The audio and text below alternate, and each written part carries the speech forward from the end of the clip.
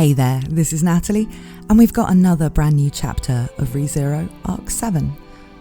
Arc 7, Chapter 7 decided to troll us machine translation users by having a title that Google Translate decided is "A Man Was Hard," after the "A Man Is Hard" thing for Chapter 5.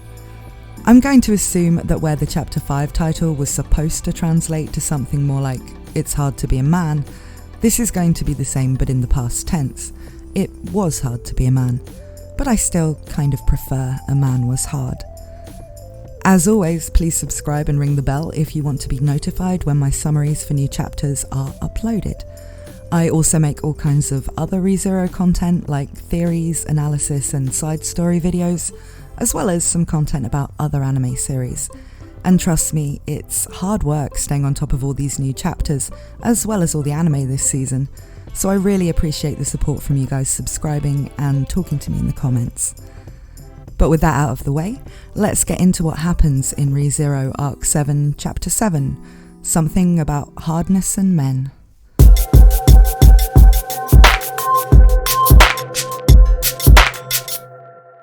The start of this chapter, which as with the previous 5 chapters is a flashback, has some real Google Translate gems, which are the reason why I keep reading the web novel this way instead of switching to a different machine translation system that's maybe a bit better for fiction. Subaru is in Roswell's office at the mansion, and he gets a paper cut. Roswell tells him that if he licks it, it will heal soon, then says that maybe he should lick it instead. Subaru replies with what is probably something about getting Beatrice to heal it, but which comes out as, "If you want Roschi to lick it, I'll put it in the bear's mouth." When Subaru calls Beatrice Biko, this is quite often translated to bear child by Google, so at this point I'm kind of used to seeing bears all up in this story all the time. In any case, Beatrice is actually what Subaru and Roswell are talking about first in this memory, which, unlike the last few, seems to take place at the old Roswell mansion before Arc 4, rather than in the time skip between Arcs 4 and 5. The conversation seems to be occurring during a time when Subaru was unable to find Beatrice in the hidden library because he'd upset her. They talk about the healing magic Beatrice and Rem can do, and how Roswell isn't capable of healing magic, even though he can use every other kind of magic in the world. Healing magic is actually something rare in terms of who can have an affinity for it, though Roswell and Subaru both have several people around them who can use it. They talk about their views on relying on healing magic, and Subaru resolves that it's important for people to be able to endure pain, because if they always have access to healing magic, they'll lose that tolerance for it, and won't be able to fight on when they get wounded. Roswell says that even so, a paper cut isn't going to make any difference if he gets it healed, but Subaru says he'll endure the pain.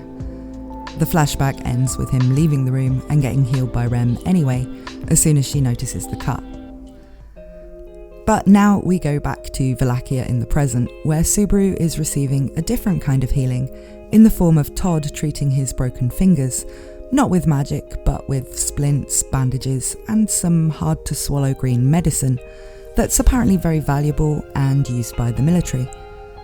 Subaru is receiving good treatment like this, despite technically being a prisoner of war, because Todd still believes him to be Wallachian nobility, due to him having the Emperor's crest on his knife.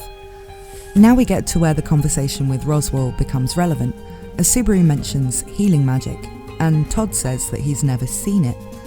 He's surprised to hear Subaru talk about it, as it's not something most people would have ever encountered. But Subaru says he's a traveller, and has met healers on his travels, and fallen in love with it. Todd accepts Subaru saying he's a traveller easily due to his clothing, which he says isn't suitable for the hot weather where they are. Todd says that he doesn't like healing magic, and was glad that he hasn't had it around him, which it seems is because he's thinking in terms of his opponents getting healed on the battlefield, and continuing to come at him. But Subaru says he loves healing magic because being healed means not dying and fighting on. He thinks about Beatrice now. Todd sees Subaru go quiet and feels bad for derailing the conversation, so he changes the subject. Now he asks about Rem, and Subaru says that they used to have a good relationship, but it's become one-sided. And then it's revealed that throughout this conversation, Louie, still acting in her strange, toddler-like way, has been clinging on to Subaru's right arm. Subaru's disdain for Louie has not changed, and he still thinks of her as an unforgivable evil, but he's aware that with her looking like a child and acting like a helpless baby, only he can see the danger in her. Now Todd says that since Subaru has had his treatment, is it okay to ask him to do some chores? Subaru's willing, and so Todd takes him to a stockpile of supplies. He says that since he isn't good at organising, he wants Subaru, who is, to put things in order. Subaru asks if he just said he was good at organising, and Todd says that even if he's not, he's sure he'll do his best to thank him for his help. There are 20 tents, all filled with miscellaneous supplies, and Todd says he'd like the stuff organised before the dragon car takes them away in a couple of days, which Subaru deems to be a lot of work. He knows it'll be hard to work with his injured hand and with Louie trailing around behind him. He thinks that in a way she's like Shaula in how clingy she is, but that in the end he and Shaula could understand each other, whereas he can't communicate with Louie at all. She follows him, seeming to be in a good mood as he tries to work.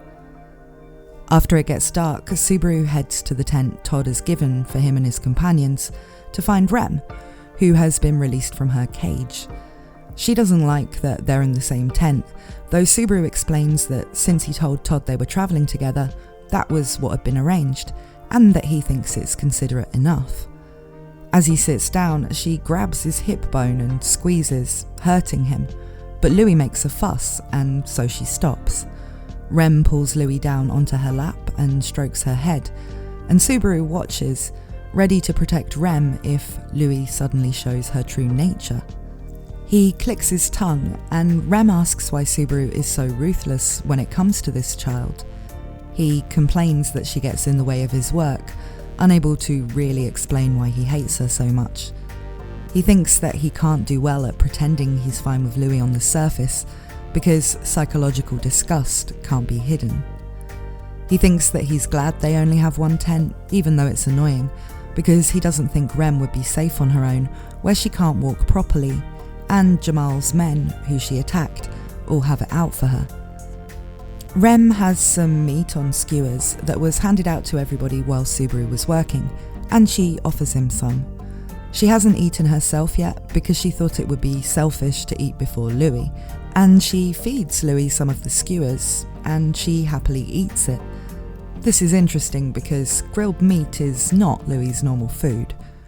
Subaru takes a bite out of the meat and remarks that it's just like the rice Emilia and Beatrice made, and then, at this random remark, he notices Rem is looking at him funny. She tells him it's because he's crying.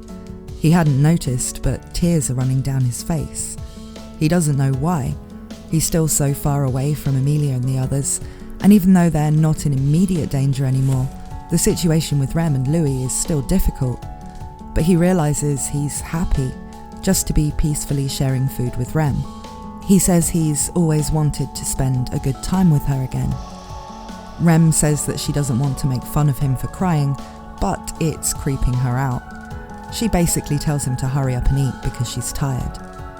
He says the food is nice and salty, and she says that it's salty from his tears, and that she couldn't enjoy hers because his smell was putting her off.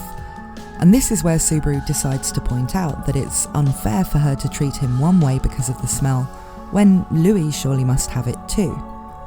Rem says that the child doesn't smell like him at all, and berates him for saying that about her. Subaru wonders if it's possible to suppress the scent of the miasma, and if so, why Louie is doing it. He has such a natural distrust for her that he doesn't consider any other reasons why she may not smell of it.